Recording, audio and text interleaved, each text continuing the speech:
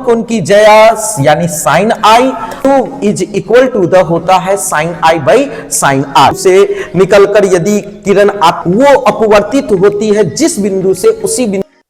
तो हेलो दोस्तों, कैसे हैं आप लोग? दुआ करते हैं आप लोग अच्छे होंगे, स्वस्थ होंगे, मस्त होंगे और अपनी अपनी पढ़ाई की तैयारी में व्यस्त होंगे।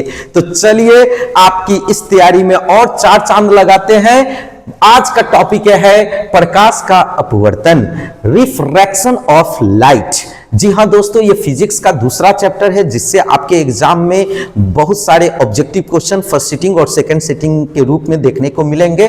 और उसका आज टॉपिक है प्रकाश के अपवर्तन के कितने नियम हैं, प्रकाश के अपवर्तन के और प्रकाश के परावर्तन के दोनों के दो नियम हैं। दोनों के कितने नियम हैं? दो नियम हैं, याद रखेंगे। प्रकाश के अपवर्तन के दो नियम हैं, जिसमें पहला नियम है आपतित किरण, अपवर्तित किरण तथा आपतन बिंदु पे डाला गया अभिलंब तीनों एक ही समतल पे होते हैं तथा प्रकाश के किसी विशेष रंग के लिए आपतन कोण की जया तथा अपवर्तन कोण की जया। जी हां दोस्तों, आपतन कोण की जया यानी साइन आई और अपवर्तन कोण की जया यानी साइन आर का अनुपात एक नियतांक होता है। इसे स्नेल का भी नियम कहते हैं। स्नेल के नियम के अनुसार या अपवर्तनांक के अनुसार mu is equal to the होता है sine i by sine r. यह भी बोर्ड मॉडल ऑब्जेक्टिव क्वेश्चन है जो बहुत ज्यादा ही पूछा जाता है आप लोग के एग्जाम में। ठीक है, प्रकाश के अपवर्तन के कितने नियम है? तो दो नियम।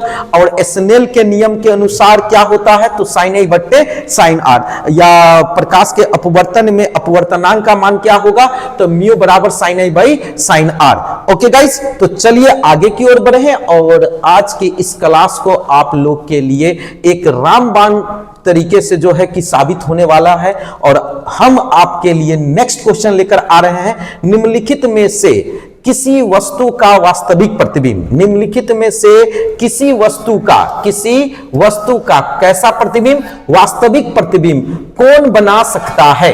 तो याद रखिएगा, लेंस में वास्तविक प्रतिबिंब केवल उत्तल लेंस के द्वारा बनेगा। उत्तल लेंस वस्तु का वास्तविक प्रतिबिंब भी बनाता है और काल्पनिक प्रतिबिंब भी बनाता है।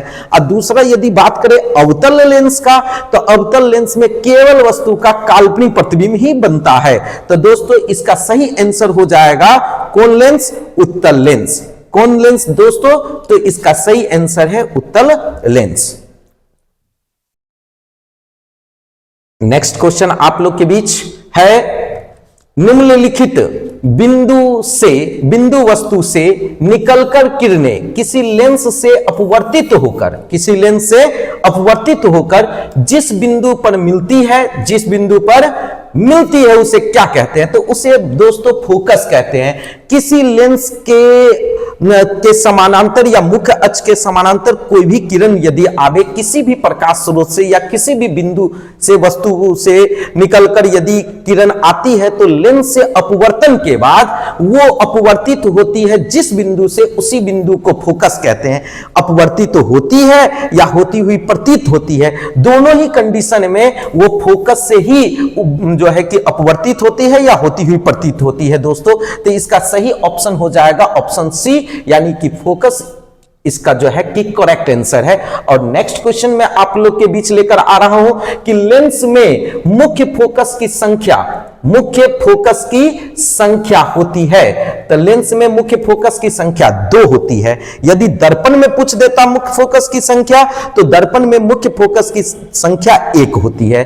तो इसी के साथ दोस्तों मैं आपको बताऊं कि लेंस में जैसे कि मान लीजिए हम ले लेते हैं उत्तल लेंस का ये मान लीजिए मुख्य अक्ष है, तो इसका ये कौन बिंदु कहलाएगा? ऑप्टिकल सेंटर, प्रकाशीय बिंदु। इसमें 2 वक्रता केंद्र होंगे C1 और C2। तो इसमें फोकस की भी संख्या 2 होगी, F1 फोकस F1 और F2। ठीक है, तो यानी कि फोकस को ही मुख्य फोकस कहेंगे। फोकस की संख्या यहां कितनी हो रही है? 2। इसी और वक्रता केंद्र की भी संख्या कितनी है? तो वक्रता केंद्र सेंटर ऑफ कर्वेचर की भी संख्या यहां हो जाएगी 2। किसी भी लेंस में मुख्य फोकस और वक्रता केंद्र की जो संख्या है वो दोस्तों मित्रों 2-2 होती है, याद रखिएगा।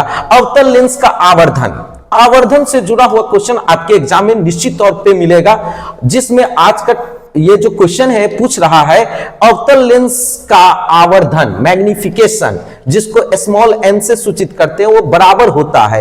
याद रखेंगे अवतल लेंस के आवर्धन को पूछ रहा है तो m is equal to the, आपको मैं बता दूं कि m बराबर जो है हम देंगे v बट्टे u।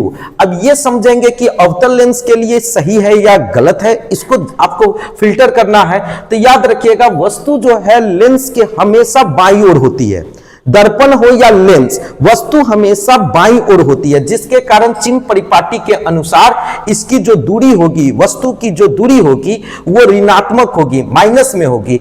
किंतु प्रतिबिंब की जो दूरी है ना वो डिपेंड करती है कि वो वास्तविक बन रही है कि काल्पनिक बन रही है। काल्पनिक बनेगी तो वो लेंस में बाईं ओर बनेगी, लेंस में बाईं ओर बनेगी, और बाईं ओर बनेगी तो वो भी माइनस में होगा, ठीक है। और जब काल्पनिक बनेगी तो, और जब वास्तविक बनेगी तो वो दाईं ओर बनेगी, और दाईं ओर बनेगी तो प्लस में होगा। तो यहां देख लीजिए कि अवतल लेंस है तो अवतल लेंस में वस्तु का प्रतिबिंब केवल काल्पनिक बनता है, काल्पनिक बनेगा तो वस्तु के पीछे बनेगा, यानी कि बाईं ओर बनेगा। अब बाईं ओर बनेगा तो इसकी जो दूरियां होगी वो ऋणात्मक होगी और माइनस से माइनस कैंसिल होगा। तो यहां जो वैल्यू मिलेगा m की मान जो प्राप्त होगी वो m की मान प्राप्त होगी v बट्टे u, यानी कि अवतल लेंस के आवर्धन का मान क्या हो जाएगा, अवतल लेंस में आवर्धन का मान m का मान प्राप्त होगा v बट्टे u। यही उत्तल लेंस की चर्चा होती तो उत्तल लेंस में जब वस्तु वास्तविक होता, जब वस्तु वास्तविक होता तो m का मान माइनस v बट्टे u, जब प्रतिबिंब, जब वस्तु के द्वारा बना प्रतिबिंब काल्पनिक होता तो वहां आवर्धन का मान m का मान v बट्टे u प्राप्त होता है। यानी कि काल्पनिक प्रतिबिंब में आवर्धन का मान धनात्मक हो जाएगा और वास्तविक प्रतिबिंब में आवर्धन का मान ऋणात्मक होगा। दोस्तों ये भी याद रखिएगा, काल्पनिक प्रतिबिंब में आवर्धन का मान धनात्मक और वास्तविक प्रतिबिंब में आवर्धन का मान ऋणात्मक होता है। इसी के साथ मैं आप लोग को लेकर अब अगले क्वेश्चन की ओर चलता हूं, और नेक्स्ट क्वेश्चन आपके बीच है क्या, तो फोटोग्राफी कैमरा। जी हां दोस्तों, फोटोग्राफी कैमरा का अभिदृश्यक लेंस है, अभिदृश्यक लेंस है। तो याद रखिएगा कोई भी, चाहे वो फोटोग्राफी कैमरा हो, टेलीस्कोप हो, दूरबीन हो, या सूक्ष्मदर्शी माइक्रोस्कोप हो, या मानव आंख हो, या किसी जीव जंतु का आंख हो, इस सबों में जिस लेंस का व्यवहार किया जाता है वो लेंस है उत्तल लेंस, वो लेंस है उत्तल लेंस। एक ही झटके में हम आपको लगभग इससे रिलेटेड कोई भी क्वेश्चन पूछा जाएगा तो आप सॉल्व करने का दम रखेंगे। इस वीडियो के माध्यम से क्वेश्चन आपके सामने एक आएगा, लेकिन इस क्वेश्चन से रिलेटेड जितने भी क्वेश्चन बनेंगे आपके बोर्ड के एग्जाम में वो सारे क्वेश्चन को मैं इस वीडियो के माध्यम से आप लोग के बीच पहुंचाने का काम करूंगा। तो दोस्तों इसी प्रकार से आप लोग हमसे जुड़े रहिए और अगले क्वेश्चन का इंतजार कीजिए। अगला क्वेश्चन आपका है किसी शब्दकोश में पाए गए छोटे अक्षरों को पढ़ते समय निम्न में से कौन सा लेंस पसंद करेंगे। याद रखेंगे कौन सा लेंस पसंद करेंगे। छोटे अक्षरों को पढ़ना है तो छोटे अक्षरों को पढ़ने के लिए वही लेंस का व्यवहार करेंगे ना जो वस्तु का प्रतिबिंब बड़ा बना सके। तो वस्तु उत्तल लेंस है जिसमें वस्तु का प्रतिबिंब दूरी के हिसाब से छोटा, बड़ा तथा समान आकार का तीनों तरह के प्रतिबिंब बनाते हैं उत्तल लेंस। अवतल लेंस में वस्तु का प्रतिबिंब केवल वस्तु से छोटा बनता है। तो इस प्रकार से हम अगर सेलेक्ट करें लेंस को तो अवतल लेंस तो होगा नहीं, उत्तल लेंस बोल रहा है तो हाँ ये उत्तल लेंस हो सकता है। यहां अवतल लेंस तो होगा नहीं, उत्तल लेंस हो सकता है। तो दो ऑप्शन है जिसमें उत्तल लेंस दिए गए हैं। अब सवाल ये उठता है दोनों में से किस लेंस का व्यवहार होगा। तो याद रखेंगे जो लेंस की क्षमता होती है ना, लेंस की क्षमता, power of lens P is equal to the 1/f, यानी कि लेंस की क्षमता फोकस दूरी के व्युत्क्रम को कहते हैं। लेंस की क्षमता किसे कहते हैं तो फोकस दूरी के व्युत्क्रम को लेंस की क्षमता बोली जाती है। यानी कि P बराबर जो है 1/f प्राप्त होगा। यानी कि वैल्यू जितनी बट्टा के नीचे बड़ी होगी उतना उसका जो है ना लेंस की क्षमता कमजोर मानी जाएगी। यानी फोकस दूरी का मान, अगर यहां फोकस दूरी का मान 50 सेंटीमीटर दिया है, यानी कि 1/50 सेंटीमीटर, अब फोकस दूरी का मान अगर 5 सेंटीमीटर दिया है, तो इसमें सीधा हम f का मान अगर पूछ ले आपसे कि f 50 सेंटीमीटर और फोकस दूरी 5 सेंटीमीटर में बड़ी कौन है, तो बड़ी तो है सर 50 सेंटीमीटर, बिल्कुल सही बात। लेकिन वही पूछ दे कि 1/50 centimetre, 1/50 centimetre, P is equal to the 1/f, यानी 1/50 सेंटीमीटर, और P is equal to the 1/5 centimetre. ये 1/50 सेंटीमीटर और 1/5 सेंटीमीटर, इस दोनों में बड़ी वैल्यू कौन है, तो बड़ी वैल्यू 1/5 सेंटीमीटर बड़ी है कंपेयर देन 1/50 सेंटीमीटर। तो इसी प्रकार से जिसकी वैल्यू, जिसका सेंटीमीटर कम होगा, उस लेंस की क्षमता उतनी अधिक होगी। और यही कारण है कि यहां जो है 50 सेंटीमीटर और 5 सेंटीमीटर फोकस दूरी में 1/f की वैल्यू पर अगर डालते हैं तो 5 सेंटीमीटर का मान बड़ा आएगा, यानी कि उसकी क्षमता ज्यादा होगी। यही कारण है कि 5 सेंटीमीटर फोकस दूरी वाला, 5 सेंटीमीटर फोकस दूरी वाले उत्तल लेंस का उपयोग हम लोग करेंगे। किसके लिए करेंगे, तो किसके लिए करेंगे, तो छोटे अक्षरों को पढ़ने के लिए करेंगे। छोटे अक्षरों को, शब्दकोश के छोटे छोटे अक्षरों को पढ़ने में इस लेंस का व्यवहार हम कर सकते हैं। जिसकी फोकस दूरी कम होगी वो उतना ज्यादा बड़ा करके दिखा सकता है प्रतिबिंब। तो आइए दोस्तों हम नेक्स्ट क्वेश्चन की ओर चलते हैं, और नेक्स्ट क्वेश्चन है आपका ये रहा। चलिए क्वेश्चन क्या है दोस्तों, तो किसी गोलीय दर्पण तथा किसी पतले गोलीय लेंस दोनों की फोकस दूरियां -15 सेंटीमीटर है। दर्पण तथा लेंस संभवतः है। देखिए आपको ना घुमाने के लिए यहां दर्पण, यहां लेंस का उपयोग जो है कि सामने में ला रहा है। दर्पण लेंस की तो मैटर ही नहीं, सीधा -15 सेंटीमीटर फोकस दूरियां दी रहती ना, फिर भी आप एक झटके में इसको निकाल सकते थे। आपको मैं बताऊं, इससे पिछले वीडियो में भी, पहला वीडियो जो कि प्रकाश के परावर्तन का वीडियो आपके सामने गया है, उस वीडियो में भी मैंने इसकी चर्चा किया था। चिन्ह परिपाटी का वह कौन सा दर्पण है जिसकी फोकस दूरी धनात्मक होती है, पॉजिटिव होती है, तो वो है उत्तल दर्पण। अब कौन से दर्पण की फोकस दूरी ऋणात्मक होती है, तो वो है अवतल दर्पण। तो लेंस में भी ये दूरी समान होती है दोस्तों। अगर बात करेंगे अवतल दर्पण की फोकस दूरी ऋणात्मक होती है, तो अवतल लेंस की भी फोकस दूरी ऋणात्मक होती है। अगर यहां फोकस दूरी का मान यहां माइनस में दिया है, तो ये माइनस इस बात को चीख के बता रहा है कि दोनों कौन लेंस और कौन दर्पण होगा, तो दोनों होगा अवतल। दोनों क्या होगा, अवतल। बातें समझ में आ रही है ना, क्लियर समझ रहे हैं ना आप लोग? अगर नहीं समझ रहे हैं दोस्तों तो कमेंट बॉक्स में आप बोल सकते हैं कि सर हमें यहां समझने में दिक्कत है। यदि कोई ऐसा आपका कोई टॉपिक है जिस टॉपिक को आपको जो है कि समझ पाना आपके लिए मुश्किल हो रहा है, तो उस टॉपिक पे हम स्पेशल भी वीडियो आपके लिए बना सकते हैं, कोई इशू नहीं है। लेकिन आप इसी तरीके से निराला ऑनलाइन क्लास से जुड़े और इस क्लास के माध्यम से अपने तैयारी को घर बैठे बैठे पूरा कर सकते हैं, ठीक ना। तो चलिए आगे की ओर बढ़ते हैं। नेक्स्ट क्वेश्चन है हमारा आपके साथ। नेक्स्ट क्वेश्चन है आपका दोस्तों, लेंस की आवर्धन का एसआई मात्रक। बहुत ही बेहतरीन क्वेश्चन। लेंस की आवर्धन का एसआई मात्रक आपसे पूछ रहा है।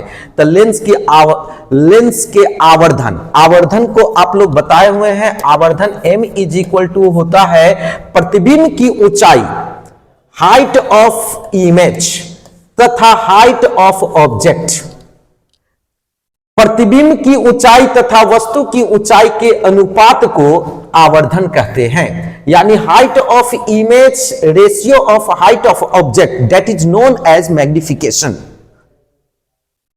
तो हाइट निकालेंगे तो हाइट निकालिए या दूरी निकालिए तो उसकी दूरी मीटर में ही निकलेगी, यानी कोई भी वस्तु हो उसकी जो ऊंचाई होगी वो मीटर में मापेंगे, और कोई भी वस्तु हो या प्रतिबिंब हो उसकी दूरी अगर ऊंचाई निकालेंगे तो वो भी मीटर में, मीटर बाय मीटर कट के निकलेगा भैया एक क्या है, एक संख्या है न कि मात्रक है। इसीलिए आवर्धन का जो एसआई मात्रक अगर आपसे पूछ दे तो वो यूनिट लेस है, मात्रक विहीन है। याद रखेंगे, इस तरह के क्वेश्चन आपके एग्जाम में पूछने को मिलते हैं, ठीक ना। अब आगे की ओर बढ़ते हैं दोस्तों। क्वेश्चन नेक्स्ट है आप लोग के बीच कि तारों का टिमटिमाना प्रकाश के किस घटना को दर्शाता है? तारों का टिमटिमाना प्रकाश के किस घटना को दर्शाता है? तो याद रखेंगे, प्रकाश,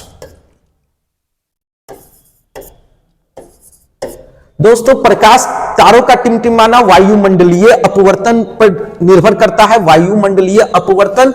और वो वायुमंडलीय अपवर्तन किसके कारण होता है? तब प्रकाश के अपवर्तन के कारण। देखिए, प्रकाश का कुल अपवर्तन नहीं होता, वायुमंडलीय अपवर्तन के कारण ये घटना होती है, जो कि आपको नए वीडियो जो मिलेंगे, जो कि फिजिक्स के तीसरे चैप्टर का वीडियो है, जिसमें आपको मानव नेत्र, जिसमें आपको प्रकाश का वर्ण विक्षेपण, जिसमें आपको वायुमंडलीय अपवर्तन, तीनों तरह के हम आपको वीडियो देंगे। उस वीडियो में आपको प्रकाश के अपवर्तन से जुड़ा हुआ, तारों के टिमटिमाने से लेके सूर्योदय और सूर्यास्त के समय सूर्य के लाल दिखाई देने तक का सफर तय करेंगे दोस्तों। तो इसी के साथ मैं आपको लेकर और आगे की ओर बढ़ता हूं, और नेक्स्ट क्वेश्चन है आपका, नेक्स्ट क्वेश्चन आपके बीच है कि लेंस की क्षमता का मात्रक, लेंस की क्षमता यानी पावर ऑफ लेंस का मात्रक है डायोप्टर।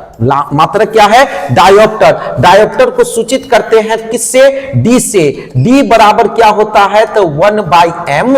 डी बराबर क्या होता है? 1/m, या मीटर टू दी पावर -1 यानी मीटर इनवर्स होता है, मीटर इनवर्स होता है। तो पूछ दे एसआई मात्रक, तो डायोप्टर को सूचित करते हैं डी से। डी बराबर होता है 1/m या मीटर इनवर्स। याद रखेंगे, कभी कभी ये डायोप्टर न देके ऑप्शन में आपको 1/m या मीटर इनवर्स भी आपको दे सकता है एग्जाम में, क्योंकि ये भी लेंस की क्षमता का मात्रक है, ठीक ना। तो अब आइए दोस्तों, क्वेश्चन है, और इससे जुड़ा हुआ एक, लेंस की क्षमता से जुड़ा हुआ एक क्वेश्चन न्यूमेरिकल में भी आपके एग्जाम में क्वेश्चन में जरूर रहता है। और न्यूमेरिकल फिजिक्स का जब हम 2 मार्क्स के क्वेश्चन को सॉल्व करेंगे तो उसमें आपके बीच न्यूमेरिकल क्वेश्चन को भी क्लियर कर देंगे। किरण और एक न्यूमेरिकल थ्योरी सारा का सारा A to Z 200% क्लियर करेंगे। अभी 200 का एग्जाम लिया जा रहा है, उसमें से 100 मार्क्स आपको जो है कि बनाने रहते हैं, 100 मार्क्स के मात्र क्वेश्चन बनाने रहते हैं। हम आपको 200 मार्क्स क्लियर करेंगे, उसमें से आप जो है कोई भी 100% क्वेश्चन जो है कि सॉल्व करेंगे, यानी 50 उसका जो है कि 50% करेंगे सॉल्व। तो चलिए दोस्तों, मैं आपको लेकर आया हूं नेक्स्ट क्वेश्चन की ओर, और नेक्स्ट क्वेश्चन है आपका, निम्न में से किस लेंस की फोकस दूरी, निम्न में से किस लेंस की फोकस दूरी क्या होती है? धनात्मक होती है। इससे संबंधित क्वेश्चन मैं आपको इससे पहले भी बता चुका हूं। उत्तल लेंस, उत्तल दर्पण, दोनों की फोकस दूरी धनात्मक होती है। अवतल लेंस, अवतल दर्पण, दोनों की फोकस दूरी ऋणात्मक होती है। तो किस लेंस की फोकस दूरी धनात्मक होगी? जैसे आया फोकस दूरी धनात्मक, लगा देंगे उत्तल लेंस पे, है कि नहीं। अब आइए दोस्तों, क्वेश्चन नेक्स्ट है आप लोग के बीच। क्वेश्चन कह रहा है कि एक पारदर्शी गोलीय कवच की बाहरी त्रिज्या 20 सेंटीमीटर है, ठीक, तथा भीतरी त्रिज्या 19.8 सेंटीमीटर है, 19.8 सेंटीमीटर है। तो आपतित प्रकाश के लिए यह कैसा व्यवहार करेगा? याद रखेंगे, एक गोला है दोस्तों, इस गोला में उसके केंद्र से उसकी जो त्रिज्या है वो 20 सेंटीमीटर कहा जा रहा है, 20 सेंटीमीटर कहा जा रहा है। और उसी में एक और जो है कि गोला हमने आपको लिया है, जिसकी केंद्र से उसका जो खंड बनेगा वो कितना, तो उसका है 19.8 सेंटीमीटर। अब आइए मित्रों, इसमें कह रहा है कि यह किस लेंस की तरह व्यवहार करेगा। तो इससे हम जब निकालते हैं तो इसका इस तरह से जो है कि इसमें जो है कि इसके ऑब्लिक बिंदु से प्राप्त होते हैं, यानी कि यह अवतल लेंस का एक हिस्सा जो है कि हमें प्राप्त होता है। अवतल लेंस की तरह जो है कि हमें रचना प्राप्त होती है, इसीलिए हम इसमें कह सकते हैं कि ऑप्शन डी इसका बिल्कुल सही जवाब है। यह अवतल लेंस की भांति व्यवहार करेगा, यह अवतल लेंस की भांति क्या करेगा दोस्तों, व्यवहार करेगा। तो इसी के साथ अब और आगे की ओर बढ़ते हैं और आपके बीच नेक्स्ट क्वेश्चन है तालाब का जल कम गहरा दिखाई देने का कारण, तालाब का जल कम गहरा दिखाई देने का कारण क्या है। याद रखिएगा, आप लोग इससे पहले भी पिछले क्लास में पढ़ चुके हैं कि यदि किसी ग्लास में पेंसिल को रख दिया जाए तो वो हल्का सा उठी हुई दिखाई देती है। क्यों?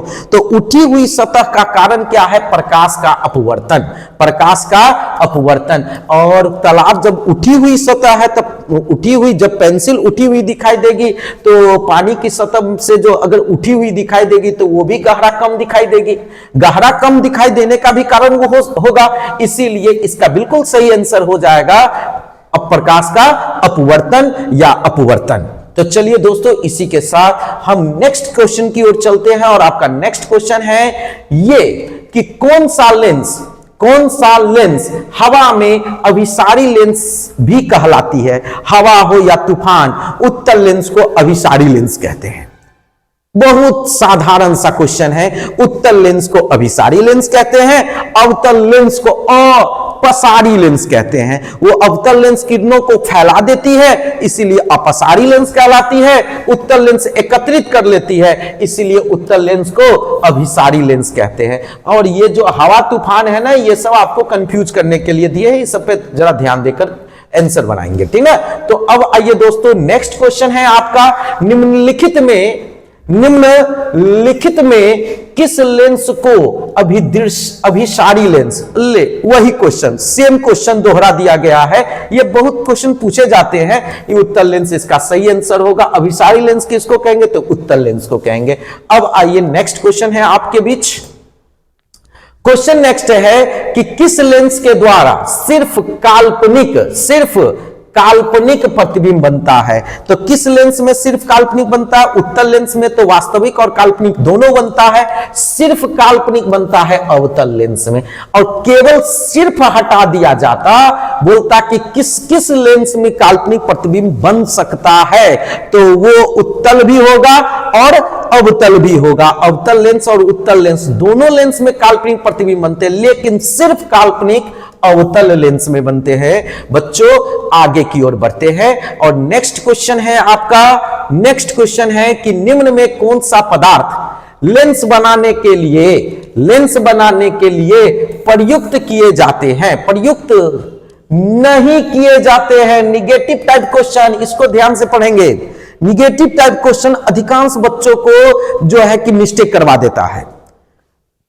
आप अगर पढ़ने में जल्दीबाजी कर देंगे ना और इस नहीं को केवल छोड़ देंगे तो आप हवा में आंसर बोल दीजिएगा। वैसे ध्यान देकर समझेंगे। निम्न में से कौन सा पदार्थ लेंस बनाने के लिए प्रयुक्त नहीं किए जाते हैं, तो जल किए जाते हैं, कांच से किए जाते हैं, प्लास्टिक से किया जाता है, लेकिन मिट्टी का उपयोग लेंस बनाने में नहीं किया जाता है। लेंस, क्योंकि मिट्टी क्या है, अपारदर्शी पदार्थ है और अपारदर्शी पदार्थ होने के कारण ये मिट्टी का उपयोग लेंस बनाने के लिए नहीं किया जाता है। तो दोस्तों आप लोग 100% समझ रहे हैं ना। तो आगे की ओर बढ़ा जाए तो क्वेश्चन को लेकर हम फिर आगे की ओर बढ़ते हैं और नेक्स्ट क्वेश्चन है आपके बीच कि किसी बिंब का वास्तविक प्रतिबिंब, बिंब यानी कि किसी वस्तु यानी बिंब का वास्तविक प्रतिबिंब समान आकार का प्राप्त होता है। याद रखेंगे, समान आकार का प्राप्त एक ही कंडीशन में होता है, जब वस्तु यानी बिंब लेंस के वक्रता केंद्र पर हो या दर्पण के वक्रता केंद्र पे हो। तो जब दर्पण के वक्रता या लेंस के वक्रता केंद्र पर होगा तब वस्तु का प्रतिबिंब वस्तु के समान आकार का प्राप्त होगा। यानी कि इसका सही आंसर है बी, वक्रता केंद्र पर। अब आइए आगे की ओर बढ़ते हैं और क्वेश्चन आपका नेक्स्ट है आगे की ओर कि सरल सूक्ष्मदर्शी में किसका उपयोग होता है, मतलब किस लेंस का उपयोग होता है। पहले दर्पण देके तो मामला खराब कर दिया, दर्पण देख के तो मामला खराब हो गया। अब लेंस की बात करेंगे तो हमने आपको पहले ही बोल दिया है, सरल सूक्ष्मदर्शी हो या कोई भी सूक्ष्मदर्शी हो या टेलीस्कोप हो, दूरबीन हो या आंख हो, कोई भी मानव की आंख हो या फिर किसी भी जीव जंतु की आंख हो, इस सबों में उत्तल लेंस का उपयोग किया जाता है। इस सबों में किसका उपयोग किया जाता है? उत्तल लेंस का उपयोग किया जाता है। तो दोस्तों आगे की ओर आप, आई होप कि आप लोग को अच्छे से समझ में आ रहा होगा, कहीं से कोई प्रॉब्लम नहीं हो रहा होगा। यदि आप लोग को समझने में कहीं से कोई दिक्कत हो रही हो, कोई रुकावट आ रही हो, तो आप हमसे कमेंट के माध्यम से संपर्क कर सकते हैं और आप उससे भी आपको आसान लफ्जों में ये बता दें कि यदि आपको किसी भी तरीके से किसी भी टॉपिक में दिक्कत है तो आप निराला ऑनलाइन क्लासेस के माध्यम से टोटल टॉपिक को क्लियर करके अपनी तैयारी को घर बैठे बैठे मजबूत कर सकते हैं। और नेक्स्ट क्वेश्चन में हम आपको लेकर आते हैं कि किसी माध्यम के अपवर्तनांक का मान क्या होता है। मैंने बताया था स्नेल के नियम में कि किस प्रकाश के किसी विशेष रंग के लिए आपतन कोण की जया कहते हैं साइन को, आपतन कोण की जया यानी कि आपतन कोण को सूचित करते हैं आई से, स्मॉल आई से, और अपवर्तन कोण को सूचित करते हैं स्मॉल आर से। तो प्रकाश के किसी विशेष रंग के लिए आपतन कोण यानी आई, और जया कहते हैं साइन को। जया किसको कहते हैं? साइन को। यानी आपतन कोण की जया तथा अपवर्तन कोण की जया यानी साइन के अनुपात को अपवर्तनांक कहा जाता है। अपवर्तनांक को सूचित करते हैं म्यू से, यानी mu is equal to the sine i बटे साइन आर। यानी कि इसका जो सही आंसर है, इसका जो सही आंसर आप लोग देख रहे हैं साइन आई बटे साइन आर, ए बिल्कुल सही आंसर दिया गया है। दोस्तों तो ये क्वेश्चन भी बहुत ज्यादा पूछे जाते हैं आप लोग के एग्जाम में, स्नेल के नियम से संबंधित, mu is equal to the sine i by sine r. तो चलिए आगे की ओर, हीरे का अपवर्तनांक। दुनिया का सबसे कठोर पदार्थ है दोस्तों हीरा। आप सभी बच्चे जानते हैं हीरा दुनिया का क्या है? सबसे कठोर पदार्थ है, इसीलिए इसका अपवर्तनांक भी दुनिया के सभी पदार्थ में सबसे अधिक होता है। यानी कि सबसे अधिक कितना है? तो सबसे अधिक जो अपवर्तनांक है सभी पदार्थों में वो हीरा का ही है, 2.42। यानी कि हीरा का अपवर्तनांक होता है 2.42, और इससे संबंधित क्वेश्चन आपके एग्जाम में जरूर देखने को मिला होगा। आप लोग क्वेश्चन बैंक यदि सॉल्व किए होंगे तो जरूर देखने को मिला होगा। और इसी के साथ मैं आप सभी बच्चों को यह बता दूं कि आप लोग ऐसे ही हमसे जुड़े रहिए, निराला ऑनलाइन क्लासेस को जरूर सब्सक्राइब कर दे। अगर पसंद आ जाए हमारी वीडियो तो जरूर शेयर कर दे, और उन दोस्तों को जरूर शेयर करें जो घर से बाहर निकलकर पढ़ाई करना उनके लिए बहुत मुश्किल है, या फिर किसी समस्या के कारण, असुविधा के कारण वो नहीं कर सकते हैं। जरूर उनको शेयर कीजिए, सब्सक्राइब कीजिए, बेल आइकन को दबाइए। फिर मिलते हैं अगले वीडियो में। धन्यवाद।